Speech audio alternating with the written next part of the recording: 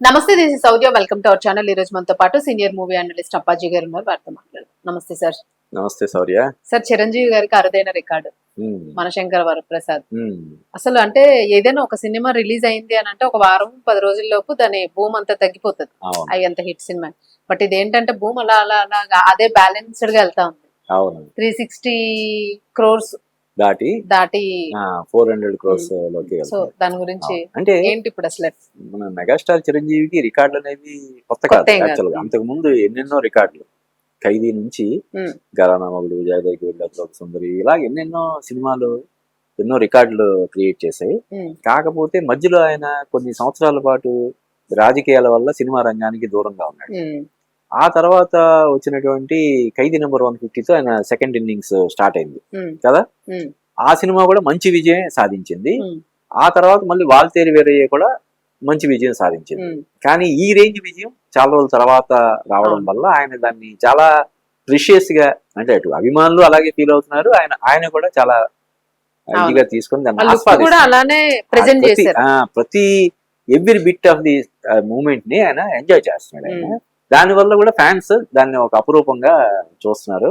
ఇంకా ఎవరైనా చూడని వాళ్ళు చూడడానికి ఎగబడుతున్నారు. దానివల్ల ఈ రేంజ్ లో ఈ సినిమాకి కలెక్షన్స్ వస్తున్నాయని మనం చెప్పొచ్చు. సో సార్, అంటే ఇక్కడ కాకుండా మనకి బయట కంట్రీస్ లో కూడా సేమ్ అదే ఓవర్సీస్ లో కూడా మంచి, అంటే ఇంకా సినిమా హిట్ అయితే అన్ని చోట్ల కూడా అలాగే ఉంటది కదా. అంటే చిన్న వేరియేషన్ ఏమైనా ఉంటదేమో తప్ప 5 to 10%. ఒక సినిమా హిట్ అయిందంటే దాదాపుగా అన్ని చోట్ల అలాగే ఉంది. ఇప్పుడు దురంధర్ సినిమా హిట్ అయింది, అది దాదాపు 1000 కోట్లు, ఓన్లీ హిందీ వెర్షన్ తోటి 1000 కోట్లు కలెక్ట్ చేసింది కదా.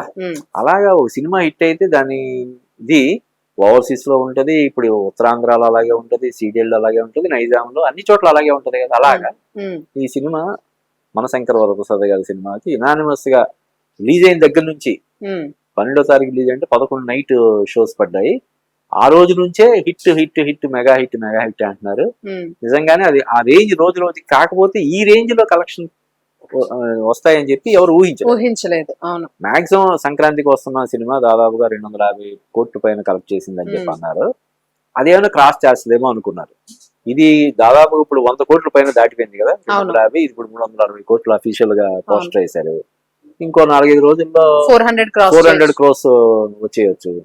500 కోట్లు కూడా సాధిస్తుందేమో అని చెప్పి కొంతమంది అంచనాలు వేస్తున్నారు. ఎందుకంటే అప్పటి నుంచి ఇప్పటి వరకు మధ్యలో సినిమాలు ఏవి, పెద్ద సినిమాలు ఏమి రాలేదు.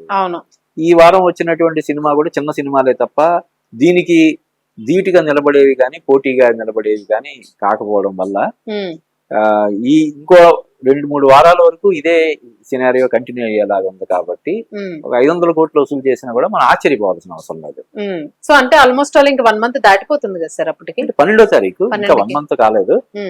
ఫిబ్రవరి 12కి 1 month. అదే 1 month కంటిన్యూస్ గా ఫ్లో వెళ్ళిందంటే చాలా గ్రేట్ అసలు. అంతే కదా. ఇప్పుడు అసలు ఫస్ట్ 3 డేస్ ఫస్ట్ వీకే, ఇప్పుడు మొదటి 4-5 రోజుల్లోనే అయిపోతుంది. అంటే ఈ సినిమా కూడా మొదటి 4-5 రోజుల్లోనే బ్రేక్ ఈవెన్ వచ్చేసింది.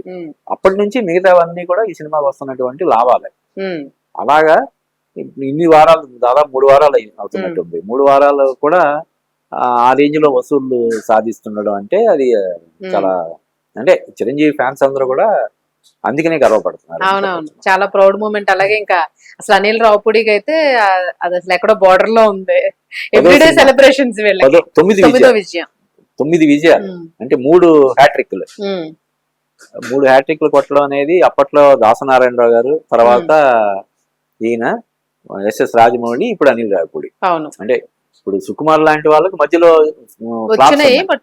ఫ్లాప్స్ ఉన్నాయి. సుకుమార్కి సో కంటిన్యూస్ గా ఇన్ని సినిమాలు విజయం సాధించడం అనేది ఒక రికార్డు.